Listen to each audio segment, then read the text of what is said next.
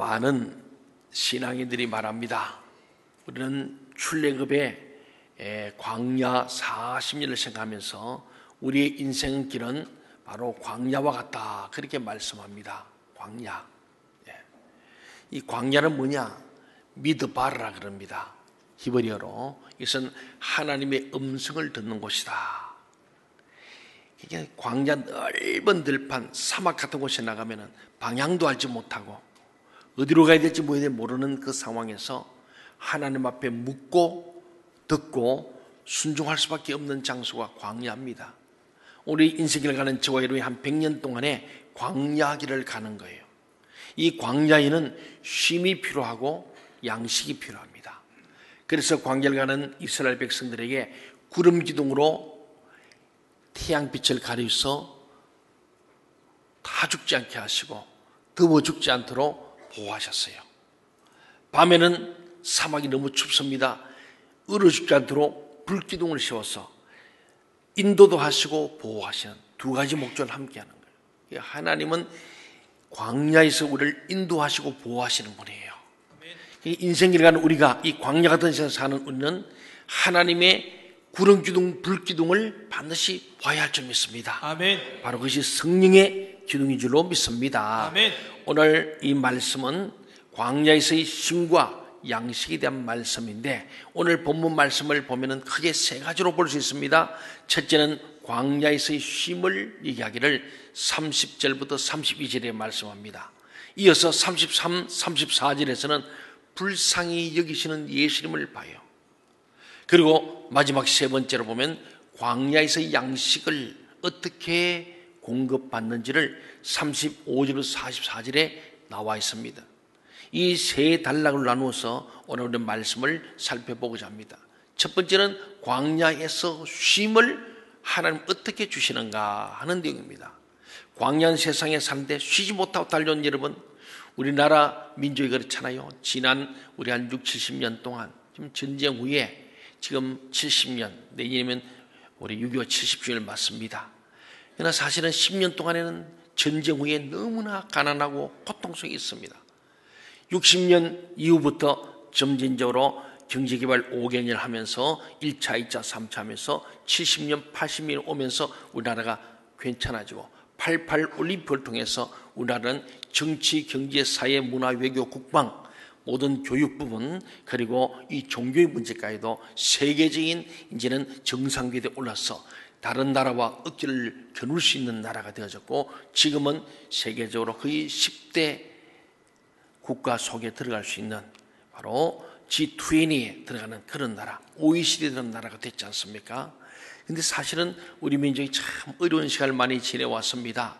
근데 보면은 우리가 이 광야 같은 우리 세상을 살아왔는데, 지난 한 50년 정도 동안에 참 여러분 얼마나 지금 돌아보면은 참 우리의 믿음의 부모님, 우리의 할아버지, 아버님들, 또 지금 60 이상 되신 분들, 또 많은 우리의 누나들, 우리의 어머니들이 공장에서 밤낮으로 산부제로 미싱 돌리고 이래서 우리가 경공업을 개발시켜서, 그래서 한때는 죄송합니다마는 우리가 70인데 공돌이와 공순이들이 이 나라를 살린 거예요. 예, 참으로 배울 수도 없었지만은 배고파서 그래서 밤낮이 나고, 우리 소녀들 중학교도 가지 못한 사람들이 가서 얼굴이 퉁퉁 붓고 발이 부으면서도 밤낮으로 일해서 부모님들에게 돈을 보내주고 동생들 공부시키고, 예, 많은 젊은 아들이 초등학교 졸업하고는 도시로 가서 일해서 정말 그래 공장에서 일하고 해서, 그래서 이 민족이 이만큼 산 거예요.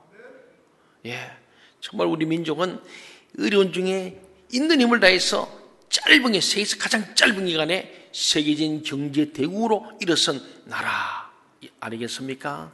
참 돌아보면은 이 민족은 특별한데, 그래도 불구하고 우리는 성경적으로, 신학적으로, 역사적으로 볼 때에 하나님이 보호하사 우리나라 만세한 줄 믿습니다. 아멘.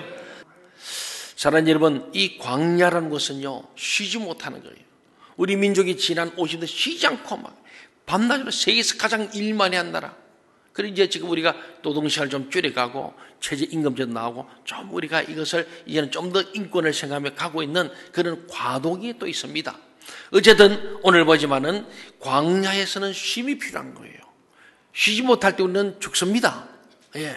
그래서 우리 주님께서 이 이스라엘 민족을 광야로 이끄실 때 쉼을 주시고 또 양식을 주셨던 그 사건처럼 오늘 주님께서 오늘 본문을 통해서 먼저 광야에서는 쉼이 필요하다. 그리고 광야에는 배가 고프니 양식도 필요하다. 그걸 제목을 제가 광야에서의 쉼과 양식이라 정했어요. 우리는 대부분 이 본문을 모든 목사님들 막 거의 다가 500개의 기적 이렇게 해서 설교를 합니다. 여러분 잘 아실 거예요. 오늘 저는 500개의 기적보다는 이 기적의 더 위대한 주님 메시지가 뭘까? 그것이 바로 중간에 있는 불쌍히 여기시다는 여기에 키포인트가 있음을 알아야 합니다. 쉬지 못하는 인생을 위해서, 배고픈 인생을 위해서, 영적으로 기갈에 빠진 사람, 영혼의 영적 갈급한 사람들, 영적 양식을 보지 못한, 그래서 목 잡는 양같이 유리방한 자에게 쉼과 양식을 주시는 예수님. 무엇 때문에? 우리 주님의 사역의 동기는, 주님이 이 땅에 오신 목적은 우리들을 불쌍히 계셔서 우리에게 은혜를 베푸신다. 오늘 우리 주님의 제자들은요, 영혼을 불쌍히 해야 되는 거예요. 아멘. 남편의 영혼을 불쌍히 하고, 아내를 불쌍히 하시고, 자녀를, 부모님을 불쌍히 하고, 옆에 있는 성도들을 불쌍히 여기는 것이 긍휼의 사역이요. 불쌍히 여길 때에 싸우지 않습니다. 불쌍한데 왜 싸워요? 여러분을 혹 괴롭히는 사람이 있고, 여러분의 큰 아픔을 사don 불쌍히 하시기 바랍니다. 아멘. 그럼 용서가 돼요. 아멘. 우리 주님은 회개하는 자를 용서한 줄로 믿습니다. 아멘. 용서한 자는 다시 복원시키는, 집 나간 탕자를 받아들이는 거예요. 그리고는 다시 복원시키시는 주님이신데, 이 광야가 참 이렇게 고통스러운 것입니다. 우리 30절 말씀을 같이 한번 읽어볼까요? 30절 시작. 사도들이 예수께 모여 자기들이 행한 것과 가르친 것을 낱낱이 고하니. 예, 이 부분은 마가복음 전체에서 12제자를 사도라고 호칭한 유일한 부분이에요. 지금 계속 제자라 그랬는데 사도란 말이 나오는 거예요.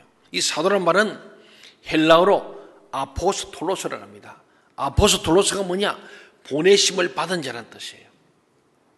예수님께서 이미 전도 여행을 파송했잖아요. 파송할 때 이미 이것은 보내심을 받은 자, 예수님께서 제자를 둘씩 짝져 보내심을 받은 자, 그들을 돌아왔을 때 그들을 아포스톨로스, 보내심을 받은 자들이 돌아와서 전도 보고를 하는 거예요. 그래서 예수께 모여서 이 보내심 받은 12제자가 사도들은 이름으로 예수께 와서 자기들이 전도여행 보고를 하는 거예요. 우리가 DT에서 전도여행을 간 사람들이 금요일마다 보고하잖아요. 사역 보고를. 첫째 날은 어떤 일이 있었고, 둘째 어떤 일이 있었고 쭉 보고하는 거예요.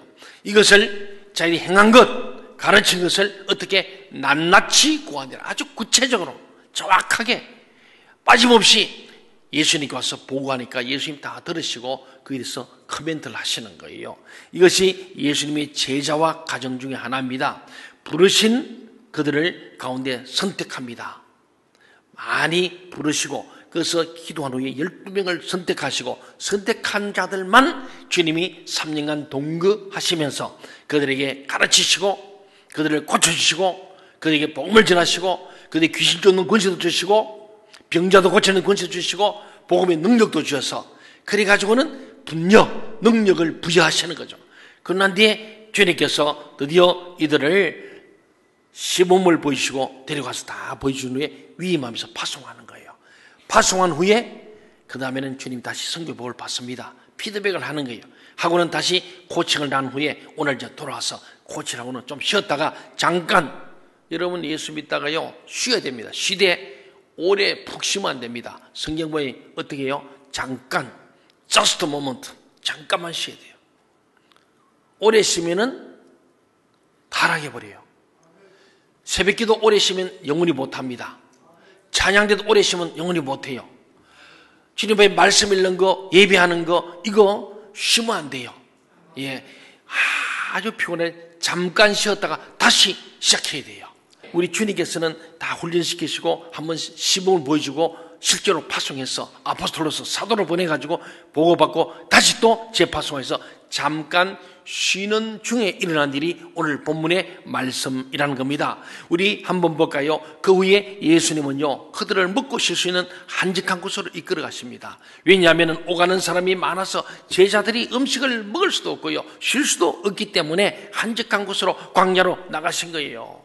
31절 32절을 같이 한번 읽어보겠습니다. 시작. 이르시되 너희는 따로 한적한 곳에 가서 잠깐 쉬어라 하시니 이는 오고 가는 사람이 많아 음식 먹을 겨를도 없음이라. 예, 예수님은 복음 전하는 사명을 감당한 제자들의 육적인 필요를 잘 알고 계셨습니다. 이런 예수님의 인도하심은 이스라엘 백성을 광야에서 먹이고 보호하신 하나님, 바로 정말 그 양들을 푸른 물밭에 누이시고 쉴만한 물가로 인도하는 목자의 모습을 떠오르게 하는 거예요. 예수님은 선한 목자예요.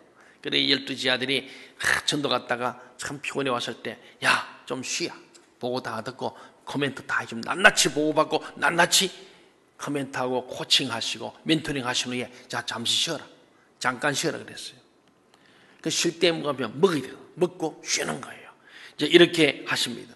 사랑하는 여러분, 우리 주님은 우리를 날마다 푸른 풀밭으로 인도하시고 쉴만한 물가로 인도한 줄 믿습니다. 아멘. 서나목이 주님을 따라갈 줄 믿습니다. 아멘. 예, 그렇습니다. 지금 푸른 풀밭이 나오고, 예, 나왔나? 예, 나오고 쉴만한 물가가 나와야 돼요. 예, 방송실 정신반, 오우, 야, 멋지게 나왔죠. 예, 우리 주님은 우리를 저리 푸른 풀밭과 쉴만한 물가로 다 인도하는 거예요. 주님을 따라가면은 먹이 생기고 쉴 곳이 있는 줄로 믿습니다. 아멘. 예수님 따라가면 절대 망하지 않습니다. 아멘. 주님께서는 우리 피곤함도 하시고 염려도 하시고 걱정도 하시고 우리의 모든 상태를 다 하시고 우리의 꼭 필요한 대로 푸른 풀밭과 쉴만한 물가로 인도하십니다. 그래서 다윗이요, 여호와는 나의 목자시니, 선한 목자, 좋은 목자시니 내게 부족함이 없다. 여러분, 그렇게 되길 바랍니다. 아멘. 저는 이번에 총회 갔다 오고 하면서도 늘 느끼게, 참 나는 선한 주님을 따라가니 참 부족함이 없다. 너무 감사하다. 만 가지가 감사한 거예요. 너무너무 감사해요. 사랑하는 여러분, 여러분도 이 주님이 목자 되시길 바랍니다. 아멘. 그리스도인은 분주한 일상 속에서도 나를 사랑하셔서 안식으로 이끄시는 주님을 믿고 그분의 명령에 순종해야 합니다. 여기에 예수님의 쉼의 철학이 나타납니다. 우리 이걸 배워야 돼요. 쉴 때는 잘 쉬어야 됩니다. 그리고 요새 우리가 21세기의 화두가 뭐냐, 워라벨이라는 말이 있습니다. Work and Life Balance. 예, 우리가 일과 삶을 잘 균형 맞춰서 조화로운 삶을 살아야 한다. 일만 하다가 병들고 죽으면 안 된다. 일도 하지만은 쉼을 잘, 여가를 잘 즐기면서 이 두 가지를 균형에 잘 맞춰가라. 우리 세상의 일도 해야 되지만은 라이프, 생명 일도 하는 거, 이 두 가지를 잘 맞춰라. 육일도 하지만 영일도 잘해야 된다. 세상 나라에서 일하지만 한 나라씩 일하는 이 밸런스를 잘 맞출 때 우리 영혼이 잘 같이 범사가 잘되고 강건한 줄로 믿습니다. 아멘. 그렇습니다. 사역에 너무 빠져들기 시작하면 사역이 아닌 일에 빠져들 수 있습니다. 사역자는 이것을 경계해야 됩니다. 일 중독이 되면 안 됩니다. 교회 와서 하는 건 좋은데 너무 그러지 말고, 예, 정말 일할 때 일하고 쉴 때 쉬는 지혜가, 분별력이 필요한 줄로 믿습니다. 아멘. 사역 중심이냐 인간 중심이냐 뭐 이런 것을 우리 잘 분별함이 중요하죠. 자칫 잘못하면 사역이 목적을 성취하기 열심히 될 수도 있다. 사람들이 사역을 목적으로 사람이 그 도구로 되면 안 된다. 결국 우리 사람을 살리기 위한 사역이 되어야 할 줄 믿습니다. 또한 예수님께서 한적한 곳에 가서 쉬라고 말씀하신 것은 우리는 육체를 가진 존재라는 것을 잘 아셨기 때문입니다. 육체를 가진 존재는 몸을 가지기 때문에 반드시 쉬어야 합니다. 그래서 우리는 월요일부터 금요일까지 일하고 토요일 날은 쉼을 갖고 주일은 예배하는 거예요. 예, 이걸 우리가 잘 조화를 맞추고 우리가 시간 조절 잘하고 우리의 삶의 이 일정의 밸런스를 잘 맞출 때에 여러분은 정말 영혼력이 강건할 줄로 믿습니다. 아멘. 휴식이 없는 사람은 주변은 물론 나 자신도 돌아보기가 어렵습니다. 나를 모르면 큰 실수를 하게 된다는 겁니다. 다른 짐이 될 수 있어요. 아이고 목사님, 저도 그러시지만은 나는 쉬는 날이 없습니다. 그런 분도 있을 수 있습니다. 기도하시기 바랍니다. 쉼이 있는 직장을 만들어요. 지금 우리나라가 여러 가지로 지금 뭐 과정 속에 있습니다만은 그래서 주 5일 근무로 바꿔놨지 않습니까? 그러나 주 5일 근무 못한 데도 있습니다. 그런데 우리는 어쨌든 쉼이 있는 시간에 잘 쉬어서 내 영혼육을 주님 앞에서 강건하게 하는 지혜를 얻기를 바랍니다. 아멘. 그래서 오늘 주님은 무작정 밤낮으로 일하라고 말씀하지 않으셨습니다. 우리 육체의 연약함을 알고 계시는 주님께서는 사람에게 방해받지 않는 곳에서 하나님과 교제해라. 사람들에게 방해받지 않는 곳에서 자신을 돌아보는 눈을 가지라. 다시 말하면 라이프, 생명을 얻는 그 길을 오늘 광야에서 쉼과 양식을 먹고 취하라는 말씀입니다. 사역을 점검할 수 있는 시간은 반드시 필요합니다. 사랑하는 여러분, 복음을 전한 후에 잠깐 쉬라고 명하시는 예수께 순종합니까? 그리고 바쁜 일상 속에서도 예배와 말씀 묵상으로 참된 안식을 누리고 있습니까? 어려운 광야길을 한 여러분들, 말씀과 기도 가운데 안식을 누리할 줄 믿습니다. 아멘. 주 안에 있는 나에게 딴 근심이 있으랴. 그렇잖아요. 십자가 밑에 나아가 내 짐을 풀었네. 우리는 예수 믿어서 이게 필요합니다. 그런데 너무 우리는 세상에만 빠져 있으니까 주님 앞에 나오고 주 안에 있지 못하니까, 주님 품에 안기지 못하니까 쉼이 없는 거예요. 수고하고 무거운 짐자들아 다 내게로 오라. 내가 너희를 어떻게 하리라? 쉬게 하리라. 오늘 지금 여러분이 쉬고 있는 거예요. 영적인 쉼과 재충전 받는 거예요. 푸른 불밭에 양식 꼴을 먹는 것처럼 실마는 물가에 생수를 먹는 거예요. 그러니 예수님의 사역의 동기가 뭐냐? 당연히 불쌍히 여기심이 있습니다. 하나님이 세상을 이처럼 사랑하시다. 이는 저를 믿는 자마다 멸망치 않게 하려고, 멸망치 않게 하고 영생을 얻게 하려고 자기를 쉽게 못 박아주신 거 아니겠어요? 불쌍해서 주님께서 우리에게 멸망당할 우리들을 살리시려고 하신 이 사역의 동기, 예수님께서는 불쌍히 여기는 마음이 있어요. 오늘 주님의 제자인 저와 여러분도 불쌍히 여기는 마음이 있어야 됩니다. 아멘. 남편을 불쌍히 여기고, 아내를 불쌍히 여기고, 자녀를, 부모님을 불쌍히 여기고, 우리 성도를 불쌍히 했어요. 우리 셀 식구들을 불쌍히 했어요. 저를 좀 불쌍히 해주세요. 우리 서로 불쌍히 해야 돼요. 나 우리 장로들은 불쌍한 거야. 너무너무 수고하시니까 장로들 불쌍히 해야 돼. 불쌍히 여기면은 그들을 위해서 비난할 수가 없어요. 불쌍한데 무슨, 그렇잖아요. 불쌍히 해야 돼요. 여러분, 특별히 남편들 좀 불쌍히 여기세요. 밥 좀 잘해주세요. 남편들 아내를 불쌍히 여기고 집에 좀 빨리 들어와서 좀 가살도 도와주고 애들도 돌봐주고, 워라밸을 잘해야 됩니다.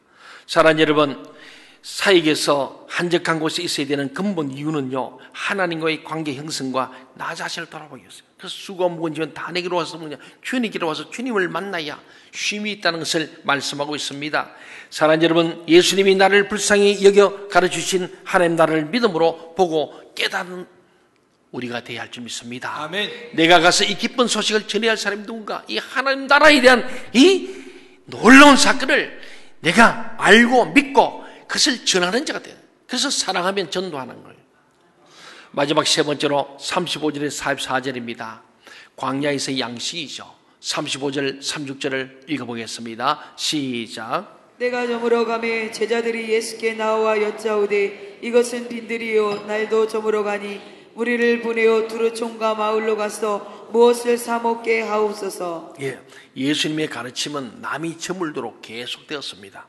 그러자 제자들은 빈들까지 자신을 찾아온 무리에게 책임감을 느끼고 불쌍한 마음이 든 거예요. 배고프겠다. 첫째, 자기들이 배고프니까. 제자들은 이걸 가만히 보면요, 문별 보면요, 한적해서 이미 와서 좀 먹고 있은 거예요. 좀 뭔가 준비한 거예요. 그것을 먹었던 거예요. 그런데 어떤 소년의 500리가 아니에요. 너희들 먹고 남은 거 얼마나 남았는지 가봐라 했더니, 물고기 2마리, 보리떡 5개가 있습니다. 그런 얘기 아니겠습니까? 제자들이 와서 했는데, 자기들은 좀 그래도 요기를 채웠는데도 이리 배고프니 얼마나 배고플까. 그런 마음에 예수님께 가서 이들을 가서 좀 사 먹게 하든지 하도록, 이제는 예수님 힘드시니까 오늘은 여기까지 합시다. 이렇게 한 거예요. 예수님께서 그 말 듣고는 너희들이 먹을 것을 주라. 이렇게 37절에 말씀하는 거예요. 너희들이 먹을 것을 그들이 주라. 이 말씀을 이해하지 못한 제자들은 양식을 살 그만큼의 돈이 없다면서 불평합니다. 하지만 예수님은 그들 중에 있는 500여로 남자만 5,000명이 되는 무리를 먹이십니다. 아이들까지 다 합치면요, 한 2만 명이 넘는 거예요. 하나님이 광야에서 생활하던 이스라엘 백성을 만나로 먹이셨듯이 예수님은 목 잡는 양 같은 무리를 배불리 먹이십니다. 이렇게 나의 참된 목자이신 예수님을 따르는 인생은 광야 같은 인생길 가도 부족함이 없을 줄로 믿습니다. 아멘. 그 시편 23편 1절에서 여호와는 나의 목자시니 내게 부족함이 없습니다. 다윗이 광야에서 고통 중에 있었어요. 형님들은 집에 있는데 자기 혼자 어린 것이 그 광야에서 양을 지키고 늑대와 사자와 싸우고 있었다니까. 근데 그가 거기서 느낀 것은요, 진짜 목자는 하나입니다. 자기가 양들을 지키면서 목자 노릇, 선한 목자가 돼 보니까, 야, 내가 양을 지키듯이 이리와 늑대를 막아내고 양들을 지키지, 하나님 아버지는 나의 진짜 선한 목자다.